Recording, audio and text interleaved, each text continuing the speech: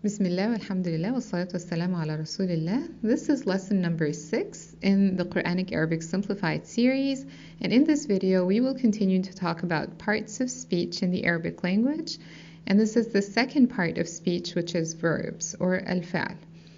So in a previous video we said that the parts of speech in Arabic are either ism, noun, fa'l, verb, or harf, particle.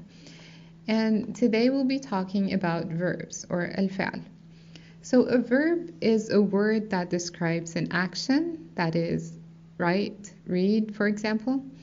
And any verb has to have a tense. And in Arabic there are 3 tenses. Past, such as kataba.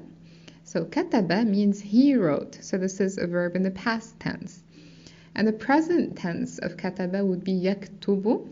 And then the third type of tense in Arabic is imperative, which is uktub. Uktub would mean write. So when you're asking someone to write. So those are the only 3 tenses in Arabic.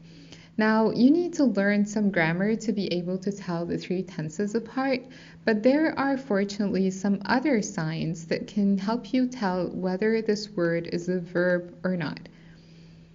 So how can you tell that a word is a verb? So first, if the word is preceded by qad or laqad, which mean indeed. So qad and laqad can never come before a noun or a particle. They can only precede a verb.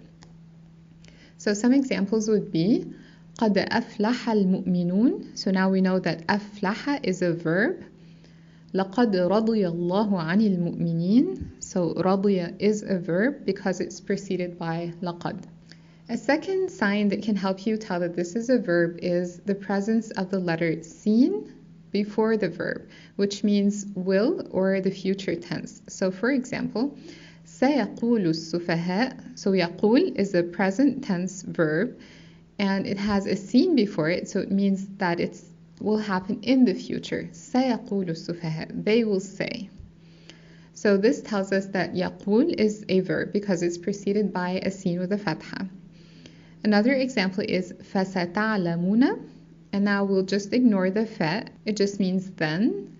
But then we have ستعلمون. So because we have a sin with a fatha preceding this word, then now we know that تعلمون is a verb. And this sin with a fatha can never come before a noun or a particle. A third sign that can help you tell that this is a verb is the word سوف.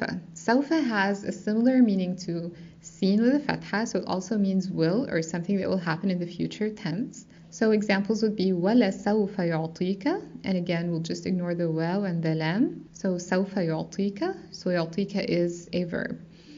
And سوف يؤتيهم أجورهم, so we know that يؤتيهم is a verb. A fourth sign that this is a verb is تاء التأنيث الساكنة, which means a feminine ta with sukun. And this is just a ta maftuha that has a sukun that comes at the end of the word, and it indicates that this word is a verb. It is used in the feminine form of the verb, in the feminine conjugation of the past tense of a verb. So for example, قالت ربي, which means she said, my Lord. So قالت means she said, and because we have a ta التأنيث الساكنة, a feminine ta with sukun at the end of the word, so now we know that this word is a verb. وكشفت, which is also ta التأنيث الساكنة, so this word is a verb. But then we need to know that sometimes this ta with sukun can have a kasra instead of, and this is just an exception that happens in certain circumstances because of a certain grammatical rule.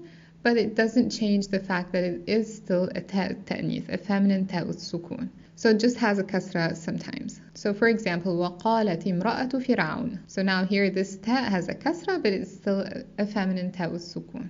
And then the last sign that this is a verb is ta'ul fa'il, and that's a ta that indicates a subject. So for example, the word katabtu.